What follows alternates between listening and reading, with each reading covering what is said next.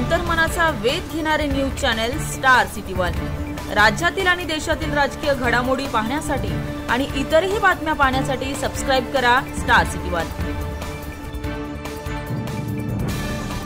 राज्याचे मुख्यमंत्री देवेंद्रजींनी अनेक वेळा या प्रकरणावर प्रकाश टाकलेला आहे। त्यांनी स्वतः सांगितलेलं आहे की जे आरोपी आहेत त्यांच्यावर कठोर कारवाई केली जाईल। ज्यावेळी देशमुख कुटुंबीय मुख्यमंत्री महोदयांना भेटलं त्यावेळी देखील सरकारची भूमिका देवेंद्रजींनी स्पष्ट केलेली आहे।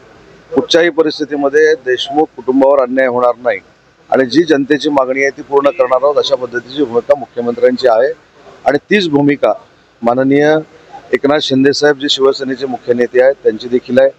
काल देखील माननीय एकनाथ शिंदे साहेबांनी धनंजय देशमुख यांच्याशी मोबाईलवरनं चर्चा केलेली आहे। मी देखील रात्री त्यांच्याशी बोललेलो आहे आणि शासन म्हणून आमची भूमिका क्लिअर आहे की कोणालाही पाठीशी घातलं जाणार नाही आणि कठोर कारवाई केली जाईल। संजय राऊत असं म्हणाले की स्वबळावर आम्ही संपूर्ण महाराष्ट्रातल्या निवडणुका लढवणार आहात, जे होईल ते आम्ही आता पाहून घेऊया।